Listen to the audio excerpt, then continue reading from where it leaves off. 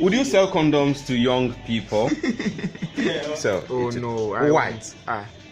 Why won't you sell it to why them? should I sell a condom to 70-year-olds? And why won't you? Oh, I won't do that. So you want them to rather go do it raw? No.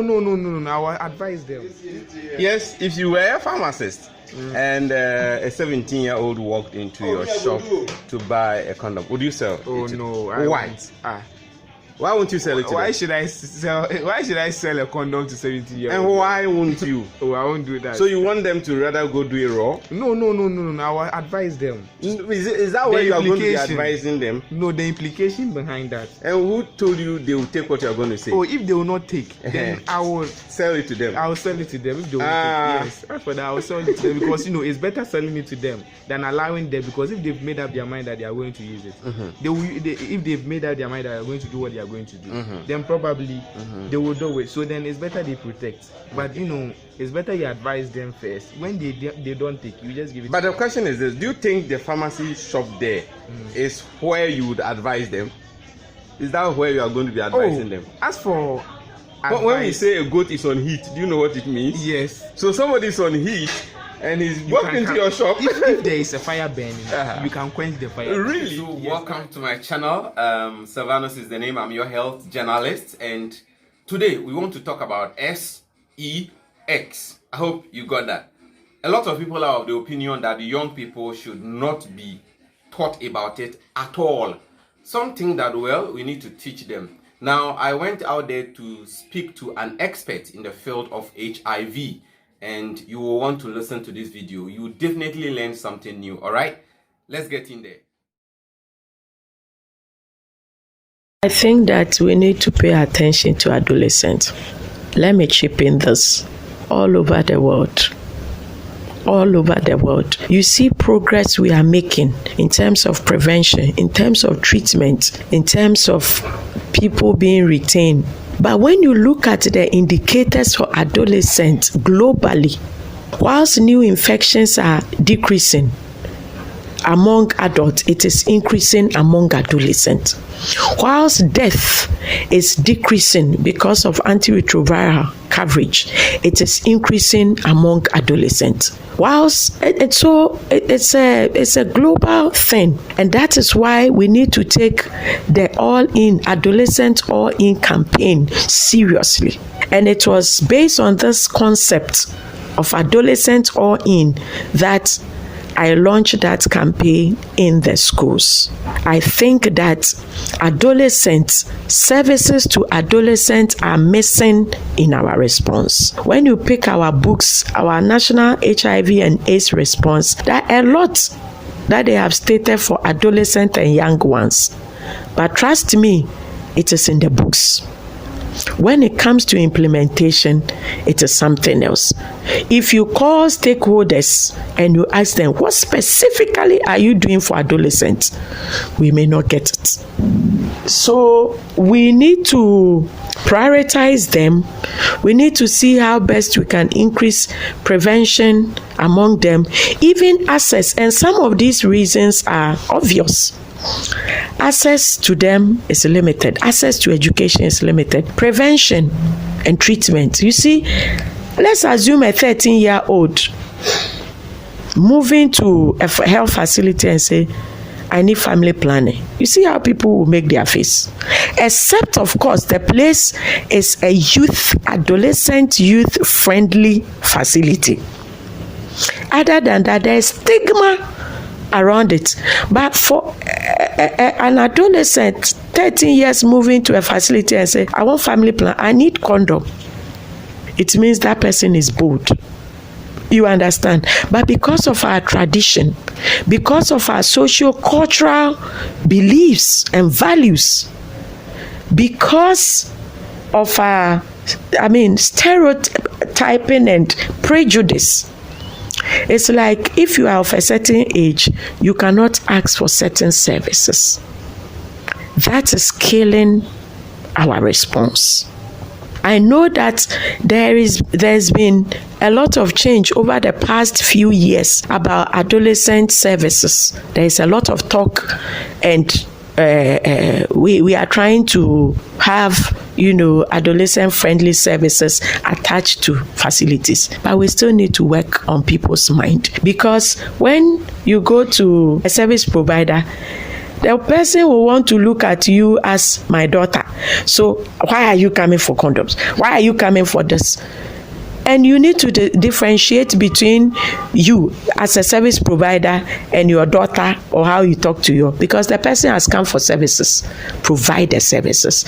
So it's the traditional way of doing things which is killing a number of adolescents who are sexually active and can protect themselves. They cannot get access to condoms because somebody will say, we are Christian this, we are Christian that. Yes, I am a Christian, but if you look at the effect of early sex, it is not a service provider.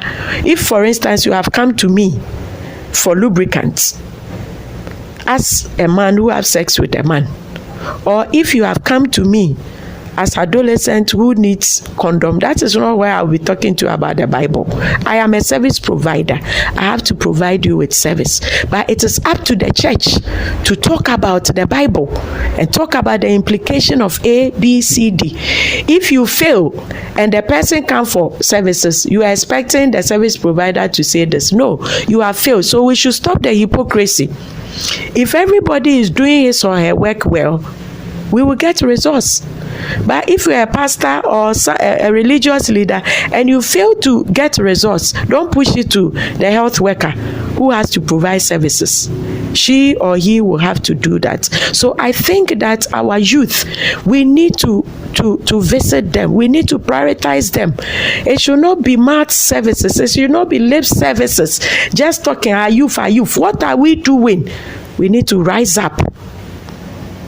And we need to get an age-appropriate, friendly services. We need to make services available to them. Look, there are students who are HIV positive and their parents don't even know. And some of us, we organize and set their medication. But their parents are somewhere making noise. So it must also start from the house, in our homes. We need to break that taboo on talking about sex. We need to break that thing.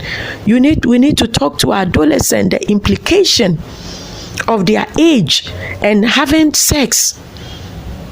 We need to talk about it. We need to get closer to them, so that we know at every point in time what they are doing. If I tell you the number of young people who are into gayism and then boys who have sex with boys, you'll be shocked.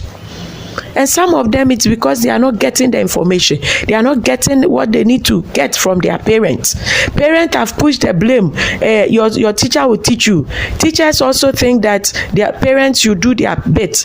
Others also think that the church should rise up. So now we are just being like Adam and Eve. It is the snake. It is the apple. It is the so and so. It is the that.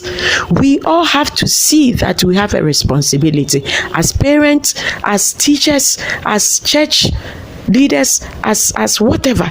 Everybody should do our bit, and as service providers. And it is when and the media as well. And it is when everybody see it as a responsibility and start talking about it and start punishing male teachers who are abusing girls.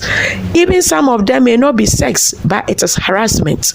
The way you look at the female students, the way you hit the buttocks, the way you do other things, touch the nose, these are all harassment. And if GES starts punishing them, stiff punishment, people will set up. There should be discipline. So it is a collective action that we need to do. Ghana is Commission, NACP, this and that, everybody, including church. If we start doing something, we can get results. for the partnership and for the assistance. And for HIV, it should be everybody's business, because either you yourself, you get infected, or your loved one, your friend, your sister's husband, your brother's wife or something. So that is how HIV is. But you will not, sometimes when you are working, you will not appreciate it. But as time goes on, you realize that the good work you have done has paid off. So everybody should be part. Everybody should be part. And I'll take one last word again from you, but this time a word to the students that you have been visiting. I was there when in one day you got over 900 students tested in one school. That was Manfi. I mean, I was there.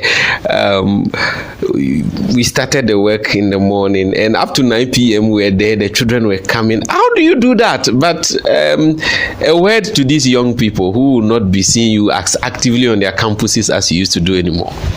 I think that they will miss me, but this legacy will continue. We'll find ways of doing the work. But I want to tell normally what I tell them is that you have to look at your future. You have a bright future. Why do you want to spoil it with one sex? You understand? So they should appreciate themselves. They should build their self-esteem. They should get some role models they look up to. They should let the sky be their limit. They should not limit themselves, and that is my passion, and that is why I spend a lot of time with them. So I want to encourage every youth, every adolescent that, as for sex, I'm sure a time is coming. You have it when you at the appropriate time, but for now, it's like you are doing some illegal thing, kind of thing. You are running around, stealing time, running this and that. They should just concentrate on their education. And I think that God will bless them, because if we don't have leaders tomorrow, it is because today we did not invest in them.